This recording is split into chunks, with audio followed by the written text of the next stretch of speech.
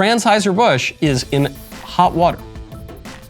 Anheuser-Busch just had the worst thing happen to it that could possibly happen to it. You know that the sales for Bud Light have been declining dramatically, and that's true of even other AB InBev beverages, Bud Heavy and other beers. Now, it's started to level off for the other companies. They're still declining in sales, but the rate at which they're declining has leveled off. For Bud Light, though, it's just a precipitous drop. And now, on top of that, Anheuser-Busch has just lost its perfect score from the Human Rights Campaign, that's a pro-LGBT organization, from their Corporate Equality Index. And why did they lose their perfect score? Because Anheuser-Busch tried to stand in the middle of the road and they're going to get hit by a truck. And they just did get hit by a truck. They tried to have it both ways. So they irritated the customer base, which has now abandoned it. And they've irritated the Gestapo over there at the Human Rights Campaign. And it's not just this one group, it's the institutional investors. It's the major asset managers like BlackRock, State Street, and Vanguard. It's GARM. It's the industry-wide coalition that says that we are going to support transgenderism and we're going to suppress speech that opposes transgenderism. And so now, because they didn't defend Dylan Mulvaney hard enough, they've lost their perfect score, which is going to hurt them among investors. It's going to hurt them in the eyes of the small group of radical liberal elites who are going to wield corporate power to install their unpopular and absurd ideologies. The transgender stuff is obviously not coming from the people. This is not a grassroots movement. The vast majority of Americans think transgenderism is totally bunk, and an even greater vast majority of Americans don't want the ideology anywhere near their kids. So this is not just power to the people, we're finally going to have our rights to chop our genitals off. This is coming from a radical, small group of elites. And so it's ironic that the Associated Press right now, which is a very far left, increasingly far left news organization, has come out and said that it's actually the anti-trans activism that is coming from a small group of elites. The AP says, with more than a dozen states enacting laws limiting gender-affirming care, means gender-denying care, for transgender minors, namely confused kids who are being abused by the adults around them, an AP analysis found that many of those bills stemmed not from a grassroots movement, but from a handful of conservative interest groups' model legislation. And to that I say, yeah, sure, probably. There is more of a grassroots movement against transgenderism, obviously, than there is for transgenderism, because parents are seeing their kids being taught this stuff and are, in a fairly organic way, showing up to school board meetings to protest it. But yeah, it's true. Both of these things are true. There are committed groups with clear political visions who are running political campaigns for and against transgenderism. That's true. That's not a big shock. That's not a huge conspiracy. That is true of every political movement. Every political movement is advanced by a small and determined group of people. Most people just have other things to do, and they don't pay very close attention to politics, and they don't spend all of their life printing out palm cards and campaigning and knocking on doors and showing up to public meetings. It's always, whether we're talking about the Bolsheviks, whether we're talking about the Tea Party, whether we're talking about any political movement ever, it's a small group of people, which is why conservatives need to expand their imagination, okay? Because conservatives, we sometimes think, well, how are we going to convince the median voter, the suburban moms? The libs never think about that. The libs never think, how are we going to convince American women that their babies aren't really babies and we should be able to murder them?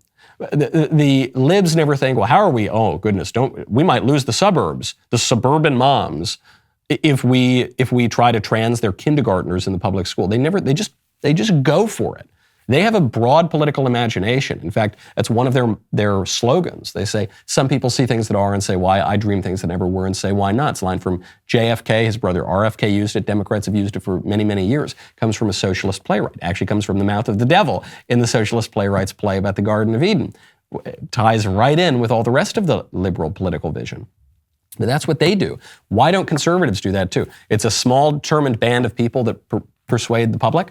Yeah, I guess you're probably right. All right, let's get more determined. Let's get even clearer. Let's keep pushing. Right now, go to puretalk.com/Knowles. Do you remember the last time you got a free phone? Started out feeling great, and then came the hefty activation fees, the 4-line requirements, and of course, that binding contract. Pure Talk is giving you a free 5G Samsung Galaxy phone without the feeling that you've been duped. When you switch to Pure Talk's unlimited talk and text data plan, that comes with a mobile hotspot. You will get a 5G Samsung Galaxy for free. That's right. Unlimited everything at a fraction of the price of Verizon, AT&T, or T-Mobile. Here's the thing, you'll be on America's most dependable 5G network. Not just a similar network, but the very same one. How do I know?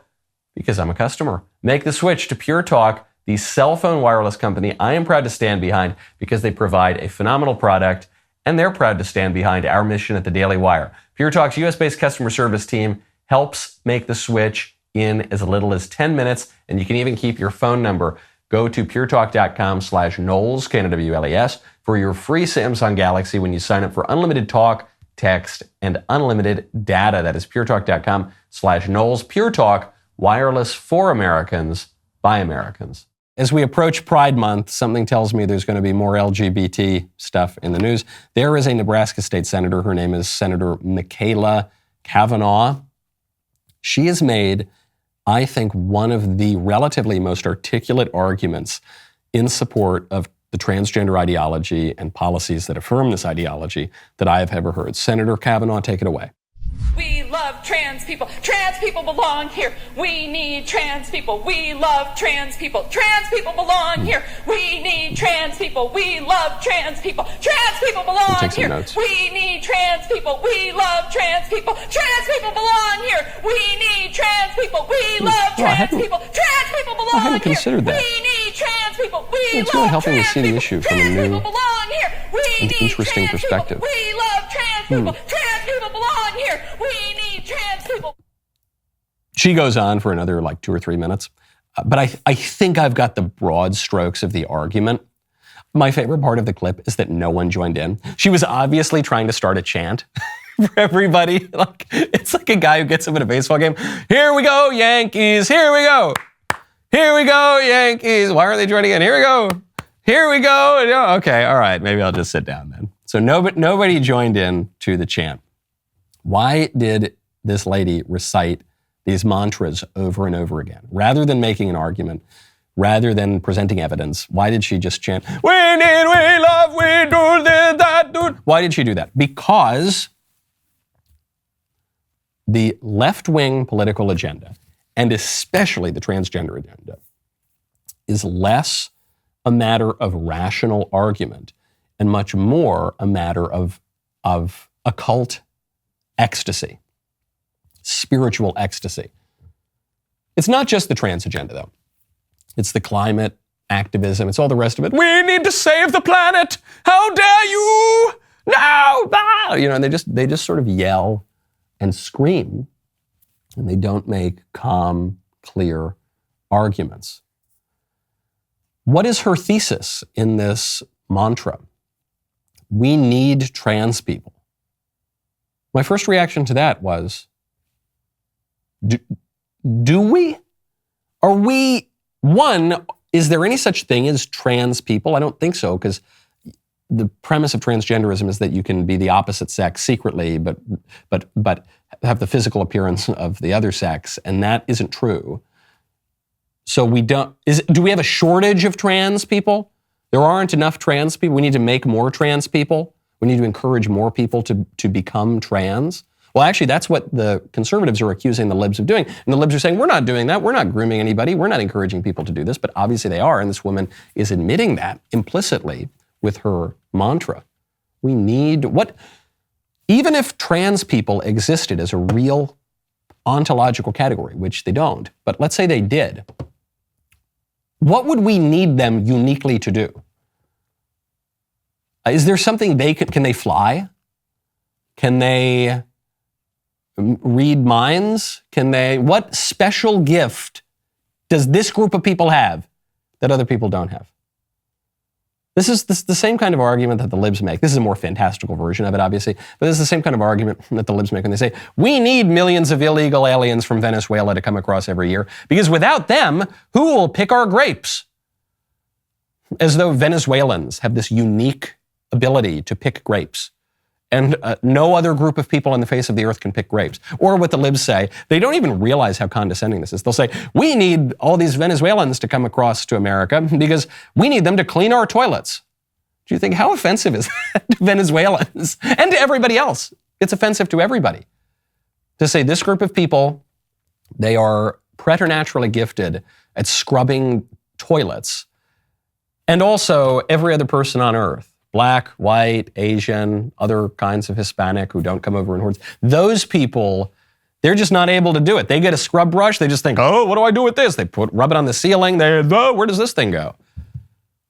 We don't need, you could make an argument that we want to take more Hispanic migrants across the Rio Grande. We want to do that because of X, Y, and Z. Or you could make the argument, we want people to engage in sexually deviant behaviors or sexually destructive behaviors. You could make that argument, probably wouldn't be very persuasive. Say, we need to enshrine this false and destructive ideology in our public life. Just don't really see it. Man, what a great clip that was. Make sure you ring the bell and subscribe to the Michael Knowles YouTube channel. We'll see you next time.